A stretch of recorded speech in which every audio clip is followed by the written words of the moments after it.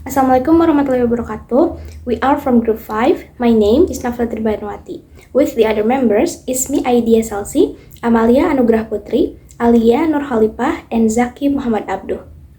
Now we will present about the report of data analysis using Wodak'S approach.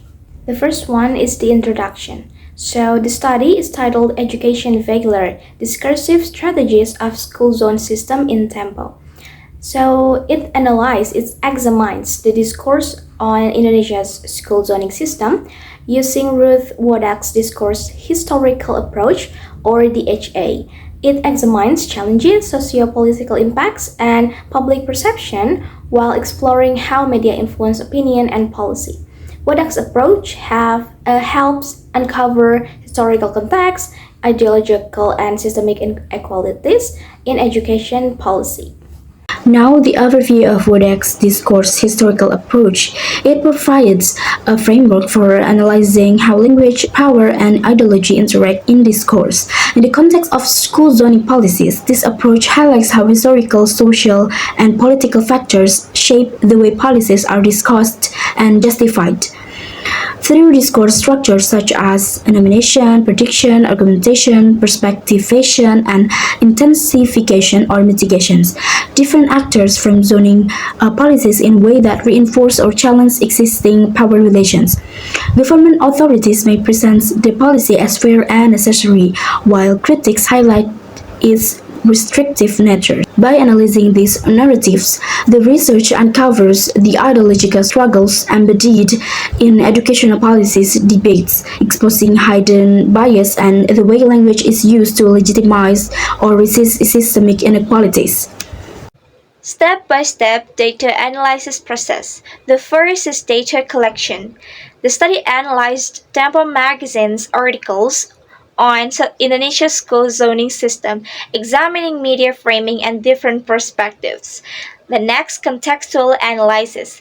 Researchers explored social, cultural, and political factors including education inequality, public concerns, and government policies. The next, discourse analysis. Using Wodak'S critical discourse framework, the study examined linguistic choices and argument structures that shaped the portrayal of parents, students, and policymakers. The next, ideological analysis.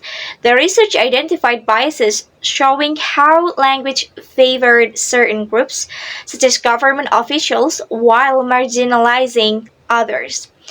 And the last, interpretations of findings. The study revealed that media discourse is neutral, reflecting powers, structures, and shaping public perception.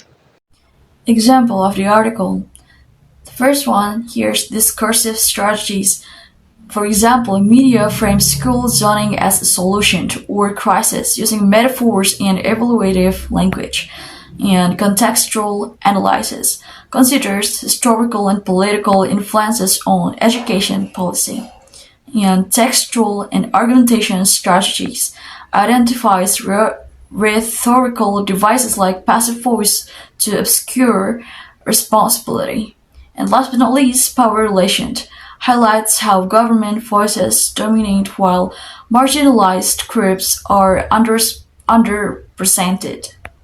In conclusions, the study shows that Tempo's articles link school zoning with larger social and political issues through language. The government presents the policy as fair, but critics and less powerful groups point out many problems, showing that the media can both support and question education reforms. Wodak'S method helped reveal hidden opinions, power differences, and history behind these ideas, opening up opportunities for future research on how language affects inequality in education. Thank you.